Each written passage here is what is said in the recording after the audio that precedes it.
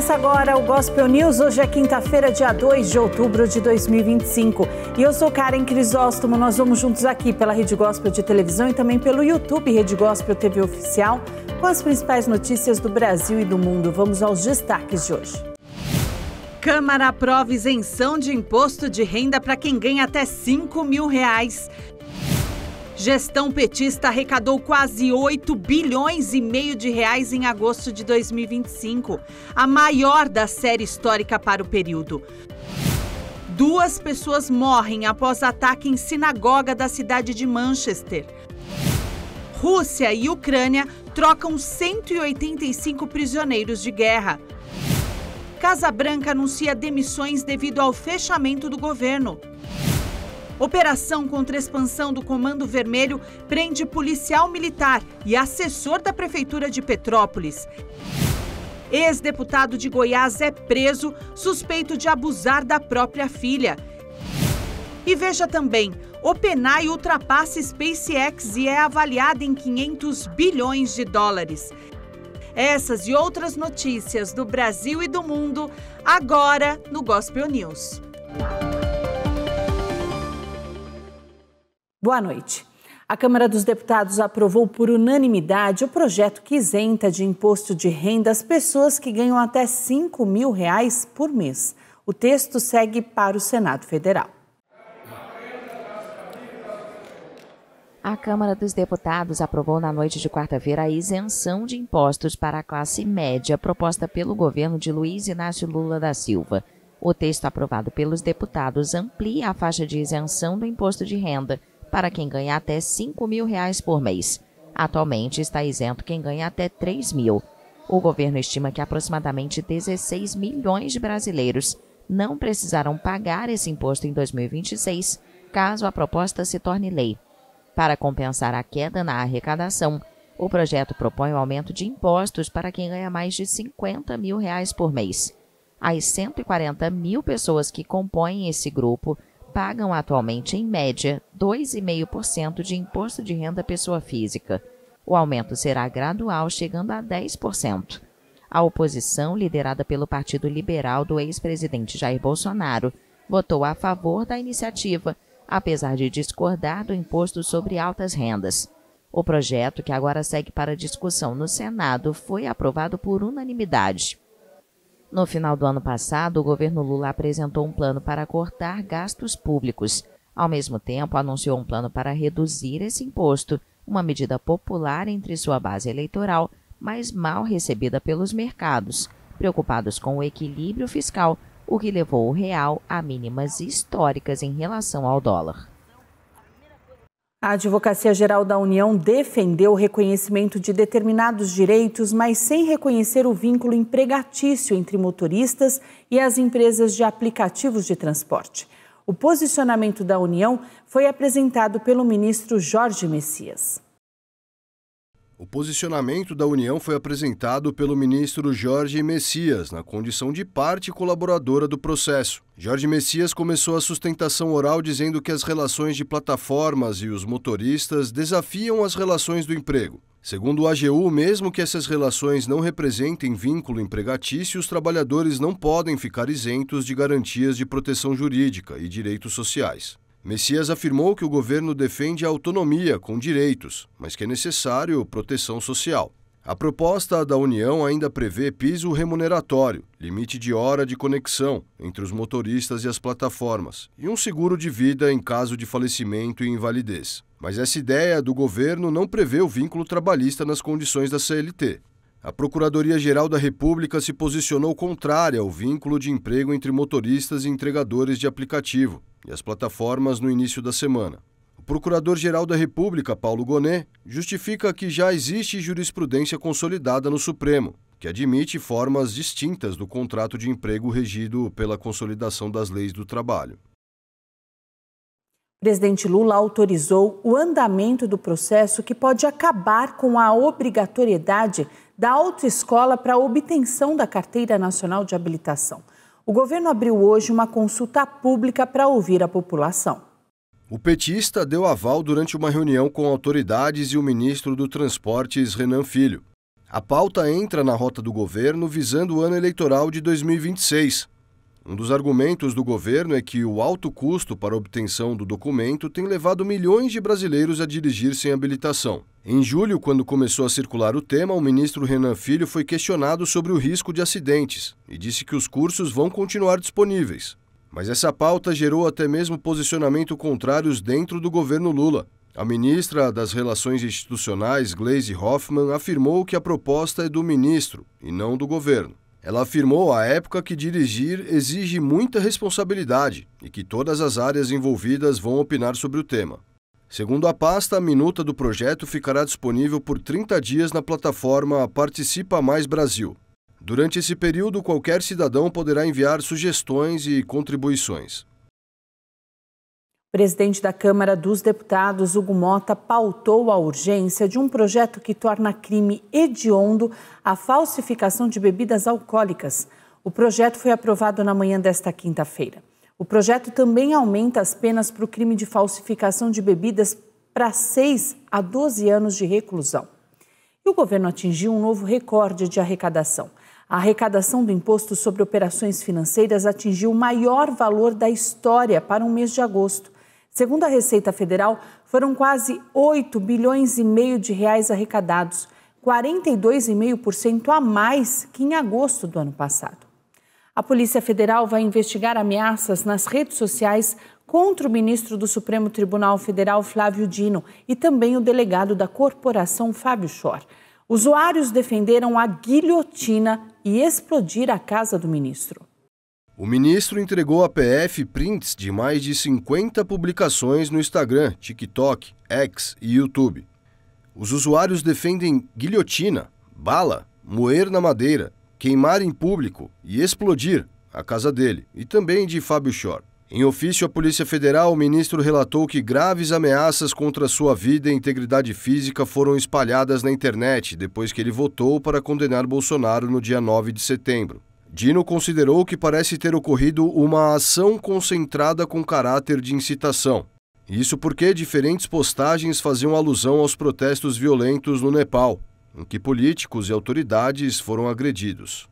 A delegada Verônica Salles, da Divisão de Investigações e Operações de Contra-Inteligência da PF, consultou o ministro Alexandre de Moraes sobre a conexão da nova investigação com o inquérito das milícias digitais. Uma das primeiras medidas será notificar as plataformas e provedores para que identifiquem os usuários responsáveis pelas publicações.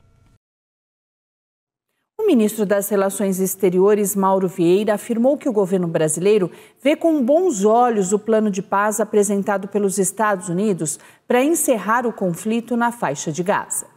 O ministro deu a declaração durante a audiência na Comissão de Relações Exteriores e de Defesa Nacional da Câmara dos Deputados. Mauro Vieira disse que o Brasil está acompanhando e que vai aplaudir o projeto americano publicamente. O plano anunciado pelo presidente norte-americano Donald Trump ao lado do primeiro-ministro de Israel, Benjamin Netanyahu, prevê medidas como a libertação de reféns em até 72 horas, cessar-fogo imediato, reconstrução de Gaza e a criação de um governo provisório supervisionado por um conselho internacional. O chanceler também ressaltou que o plano contempla temas como respeito aos direitos humanos e ajuda humanitária. O plano apresentado pelos Estados Unidos também prevê que Israel se retire gradualmente do território, mantendo apenas um perímetro de segurança temporário. Israel interceptou vários barcos que velejavam em direção à faixa de Gaza. Já o presidente da Colômbia, Gustavo Petro, expulsou a delegação diplomática de Israel em Bogotá, após esse anúncio do Ministério das Relações Exteriores de Israel. O Ministério das Relações Exteriores israelense informou nesta quarta-feira que as autoridades do país detiveram vários barcos da flotilha para Gaza. De acordo com o Ministério, não houve incidentes. Na rede social X, a chancelaria informou ainda que os integrantes foram detidos com total segurança e seus passageiros estão sendo transferidos para um porto israelense. A ativista Greta Thunberg e seus amigos estão bem e em segurança, acrescentou o ministério. Esse vídeo mostra a ativista sueca recolhendo seus pertences. Também nesta quarta, o presidente da Colômbia, Gustavo Petro, expulsou a delegação diplomática de Israel em Bogotá, após a flotilha com ajuda humanitária que seguia para Gaza ter sido interceptada pelas forças israelenses. O mandatário de esquerda rompeu as relações com Israel em 2024. Petro qualificou na Rede X a detenção da flotilha como um crime internacional cometido pelo primeiro-ministro israelense Benjamin Netanyahu. De acordo com o presidente, há 2 colombianas detidas. A presidência exigiu de Israel a libertação imediata e rejeitou com firmeza qualquer ato que viole a integridade física, a liberdade e os direitos humanos de cidadãos colombianos no exterior. Petro também suspendeu a compra de armamento israelense e encerrou, na última segunda-feira, o Tratado de Livre Comércio vigente desde 2020 com Israel. Pelo menos 13 pessoas morreram nesta quinta-feira após bombardeio israelense na faixa de Gaza. Entre as vítimas está um colaborador da Organização Humanitária de Médicos Sem Fronteiras. Os bombardeios israelenses mataram pelo menos 13 pessoas na faixa de Gaza nesta quinta-feira, entre elas um funcionário da organização humanitária francesa Médicos Sem Fronteiras. A Defesa Civil, cuja agência de resgate opera sob a autoridade do Hamas, disse que 10 pessoas foram mortas na região central da faixa de Gaza em vários ataques aéreos, enquanto outras 2 morreram no sul, na área de Khan Yunis. Uma criança foi vítima de um ataque na cidade de Gaza.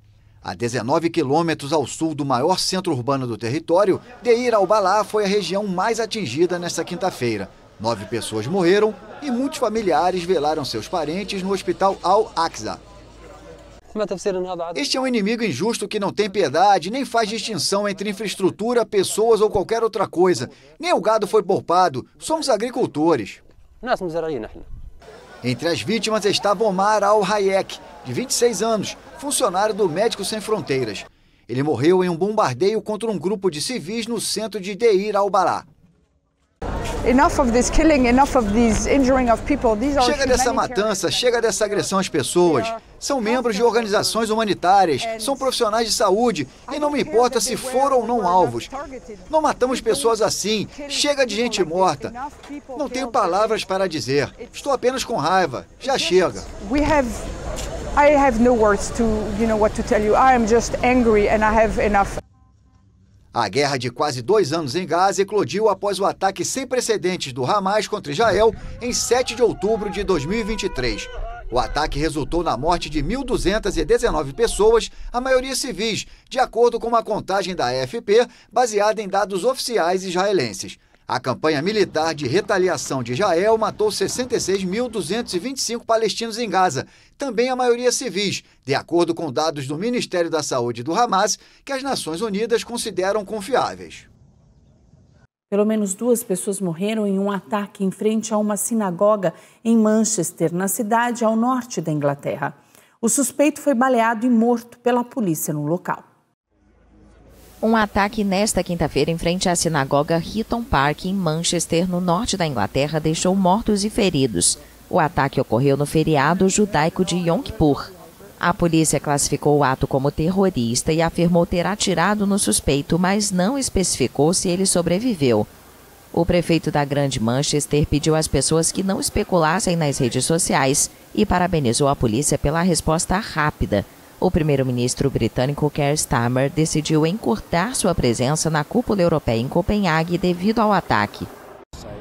Equipamentos policiais adicionais estão sendo mobilizados para sinagogas em todo o país e faremos tudo para manter nossa comunidade judaica segura. Conversei com Mark Gardner, do Fundo de Segurança Comunitária, e Andy Burnham, prefeito de Manchester, e quero agradecer aos serviços de emergência pela rapidez na resposta. No feriado judaico de Yom Kippur, os fiéis costumam ir às sinagogas várias vezes para orar. O Ministério da Energia da Ucrânia confirmou que um ataque de artilharia russa deixou sem eletricidade a estrutura que protege parte da usina nuclear de Chernobyl. A Ucrânia não deu mais detalhes sobre o apagão. Um ataque russo deixou sem eletricidade a estrutura que protege um setor da usina nuclear de Chernobyl, destruída parcialmente no acidente nuclear de 1986. A informação foi confirmada nesta quarta-feira pelo Ministério da Energia da Ucrânia. A pasta publicou no Telegram que o novo confinamento de segurança ficou sem eletricidade como resultado de uma série de picos de energia. A instalação atingida isola a 4ª unidade destruída da central nuclear de Chernobyl e evita a liberação de materiais radioativos no meio ambiente. Kiev destacou que especialistas trabalham no local para restabelecer a energia. A Ucrânia não deu mais detalhes sobre as consequências do apagão e a Rússia não fez comentários sobre o episódio. O novo confinamento de segurança foi concluído em 2016. Um ataque com drones russos danificou a estrutura em fevereiro, mas não resultou em aumento da radiação na área ao redor. Rússia e Ucrânia trocaram 185 prisioneiros de guerra de cada lado. Rússia e Ucrânia realizaram uma nova troca de prisioneiros de guerra. Cada lado libertou 185 pessoas. Já foram realizadas várias trocas, apesar da paralisação das negociações para encerrar o conflito.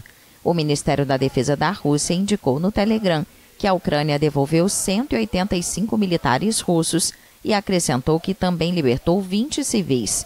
O presidente ucraniano Volodymyr Zelensky confirmou a troca e destacou que, desde o início da invasão em larga escala, mais de 7.000 prisioneiros de guerra já voltaram para casa. As trocas de prisioneiros foram o único resultado concreto dos 3 ciclos de negociações de paz entre Rússia e Ucrânia em Istambul. Apesar dos esforços de mediação, incluindo as conversas entre os presidentes dos Estados Unidos Donald Trump e da Rússia Vladimir Putin, não há perspectiva para o fim do conflito iniciado em fevereiro de 2022. A Marinha Francesa deteve 2 tripulantes de um petroleiro suspeito de integrar a chamada Frota Fantasma da Rússia. A embarcação é investigada por possível ligação com um sobrevoo de drones que paralisou o aeroporto de Copenhague na semana passada. 2 tripulantes de um petroleiro ancorado em frente à costa oeste da França e que poderia estar vinculado ao sobrevoo de drones na Dinamarca foram detidos nesta quarta-feira, durante uma batida realizada pela Marinha Francesa. De acordo com o Ministério Público de Brest, a dupla se apresentou como comandante do navio e seu imediato. Segundo o site especializado The Maritime Executive, o petroleiro, batizado como Pushpa ou Boracay e com bandeira do Benin, pertenceria à chamada Frota Fantasma que a Rússia utiliza para driblar as sanções ocidentais contra suas vendas de petróleo, e seria suspeito de estar envolvido no episódio dos drones na Dinamarca na semana passada.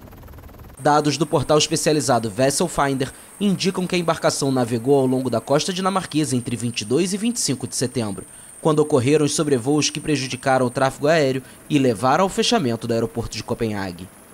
As autoridades dinamarquesas acusaram a Rússia de estar por trás da incursão, após acusações semelhantes por causa do voo de cerca de 20 drones na Polônia no início de setembro e de 3 aviões de combate na Estônia.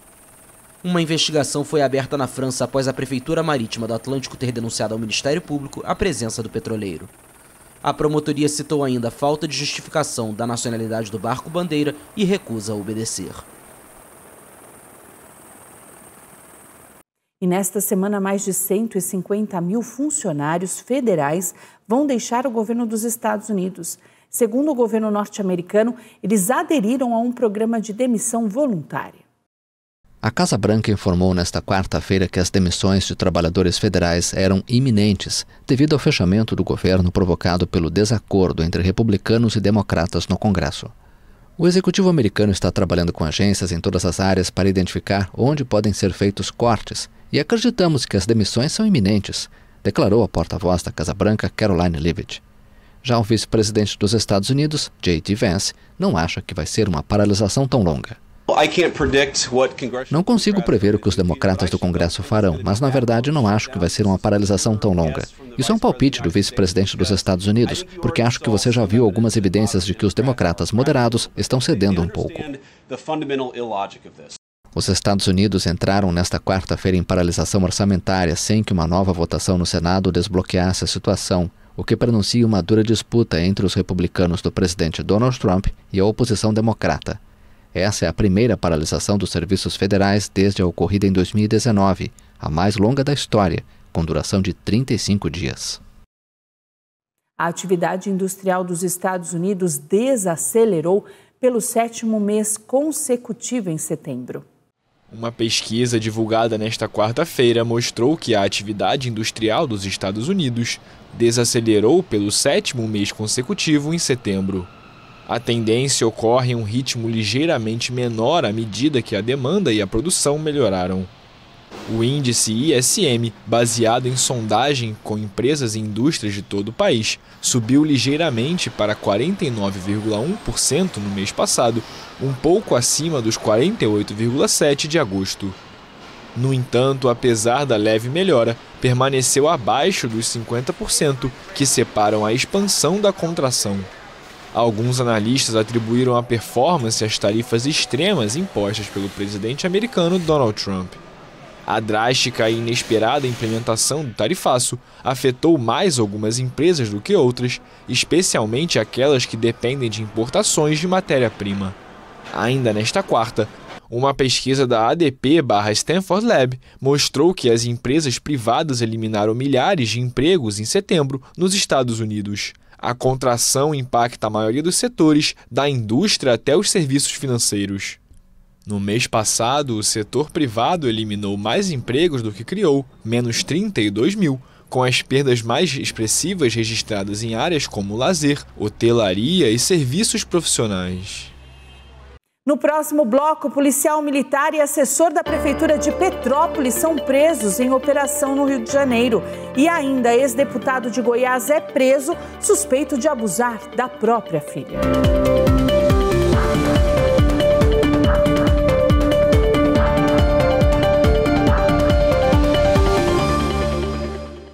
A Polícia Civil do Rio de Janeiro prendeu hoje um policial militar e um assessor da Prefeitura de Petrópolis em uma operação contra a expansão territorial do Comando Vermelho.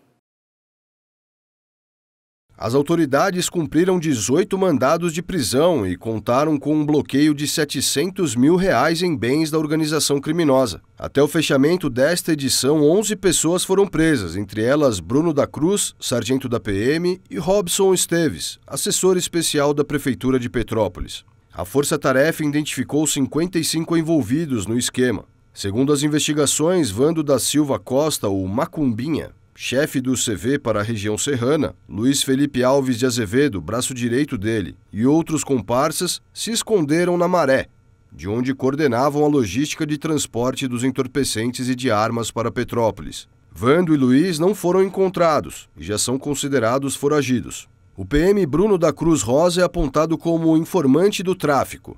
Segundo o delegado Victor Barbosa, ele ganhava alguns benefícios, inclusive dinheiro, para divulgar operações na região serrana. Em nota, a Prefeitura de Petrópolis disse que tomou conhecimento da prisão do assessor da Secretaria de Serviços, Robson Esteves, em operação realizada pela Polícia Civil, e reforçou que não tinha conhecimento sobre qualquer atividade ilícita praticada pelo servidor. O prefeito determinou a imediata exoneração do assessor. Segundo a Secretaria Municipal de Educação, 30 unidades escolares no Complexo da Maré foram impactadas.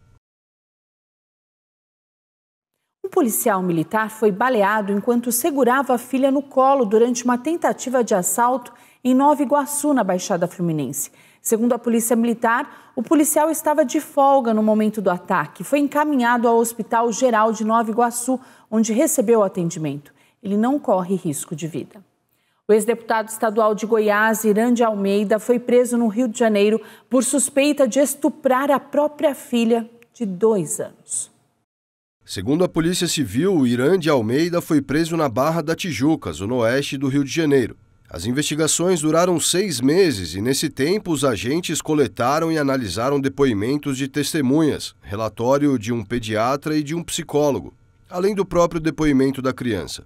Júnior é médico oftalmologista e já foi vereador em Goiânia. O pai dele, Irã Saraiva, foi senador, deputado federal e estadual pelo MDB e ministro do Tribunal de Contas da União.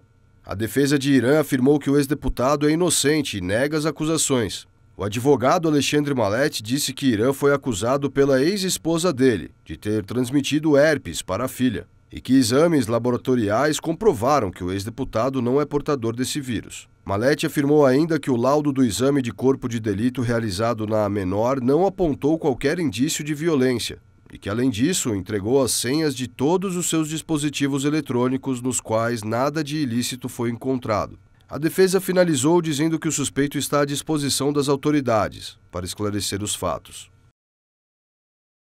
O rapper Hungria foi internado hoje em Brasília. A assessoria dele suspeita que o cantor tenha ingerido bebida adulterada. Segundo o boletim médico, o cantor deu entrada no hospital DF Star com um quadro de cefaleia, náuseas, vômitos, turvação visual e acidose metabólica. A assessoria do cantor informou por volta do meio-dia que ele está fora de risco iminente, mas não informou onde o cantor teria consumido a suposta bebida adulterada. A assessoria do Hungria também informou que os shows deste fim de semana serão remarcados.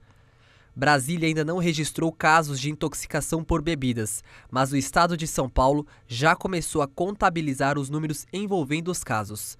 Até a noite de ontem, São Paulo teve 10 casos confirmados de intoxicação por metanol em bebida e 29 estão em investigação. 6 bares e distribuidoras foram interditadas e 942 garrafas apreendidas durante operações integradas de fiscalização nesta semana. A capital paulista registrou interdições nos bairros da Bela Vista, Itaim Bibi, Jardins e Moca, enquanto na Grande São Paulo, bares e distribuidoras foram fechados em São Bernardo do Campo e Barueri. Ao todo, o Brasil registrou 43 notificações de intoxicação por metanol. O advogado criminalista Luiz Fernando Pacheco foi encontrado morto em Higienópolis, na região central de São Paulo. Segundo a Secretaria de Segurança Pública, a polícia foi acionada após Pacheco passar mal na rua, apresentando dificuldades para respirar. Ele foi socorrido pelo SAMU, mas não resistiu. Pacheco era sócio fundador do grupo Prerrogativas, que se destacou por defender o ex-deputado federal José Genuíno durante o escândalo do Mensalão.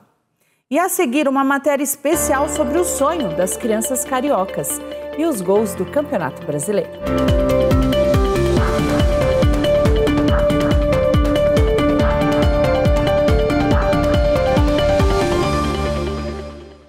O cantor Milton Nascimento, de 82 anos, foi diagnosticado com demência. A revelação foi feita pelo filho dele, Augusto Nascimento.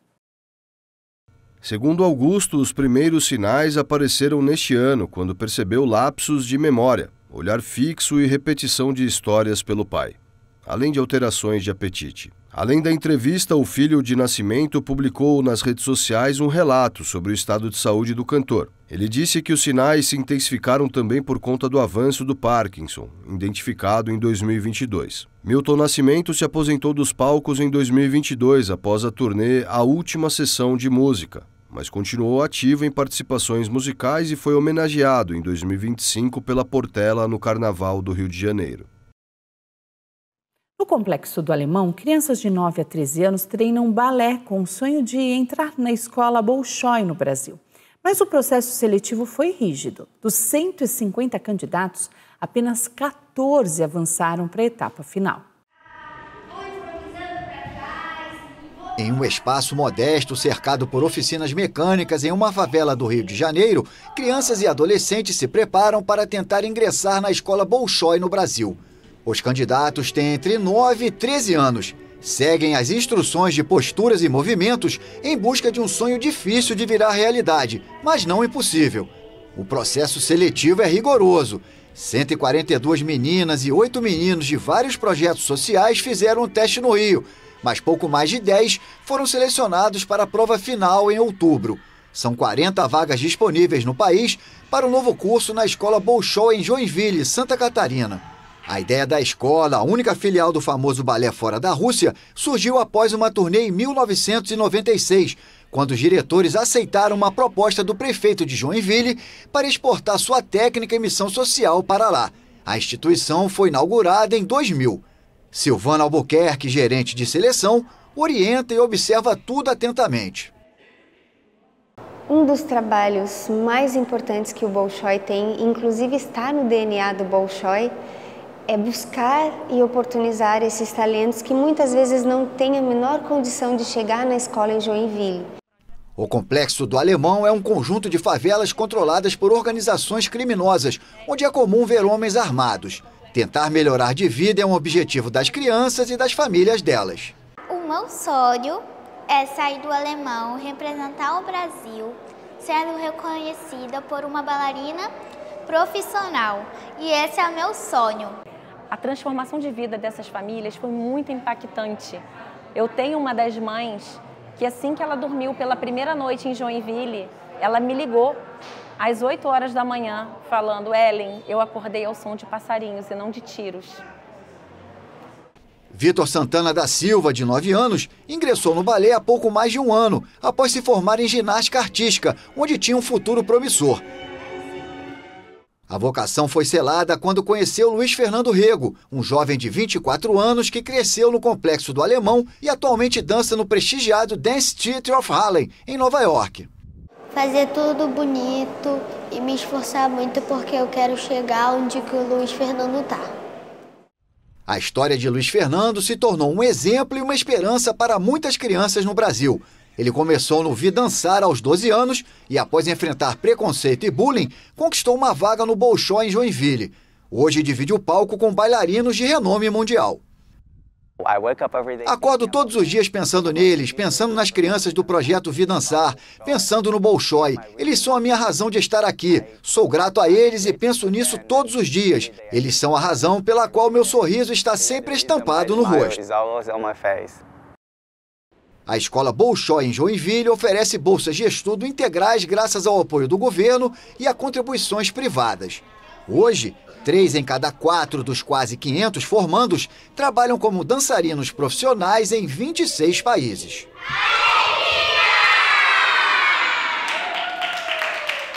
E a NASA vai começar os testes do novo avião supersônico, o X-59.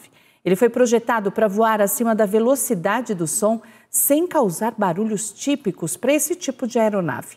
A NASA não divulgou uma data específica, mas os testes devem acontecer ao redor da base da agência na Califórnia. A OpenAI, que é a empresa norte-americana responsável pelo ChatGPT, alcançou nesta quinta-feira uma avaliação de mercado de 500 bilhões de dólares. A empresa americana de inteligência artificial OpenAI, que desenvolveu o ChatGPT, atingiu uma avaliação de mercado nesta quinta-feira de 500 bilhões de dólares, mais de 2 trilhões e 600 bilhões de reais. O valor foi impulsionado após os funcionários venderem a investidores um número limitado de ações por 6 bilhões e 600 milhões de dólares, mais de 35 bilhões de reais. Se a transação informada pela mídia financeira for confirmada, a empresa vai se tornar a startup mais valiosa do mundo, superando a SpaceX de Elon Musk, avaliada em aproximadamente 400 bilhões de dólares, ou 2 trilhões e 120 bilhões de reais. O Financial Times e a Bloomberg informaram que entre o grupo de investidores que adquiriram ações está a gigante japonesa SoftBank. Contactada pela AFP, a filial francesa da OpenAI não comentou a informação e sua sede nos Estados Unidos ainda não respondeu.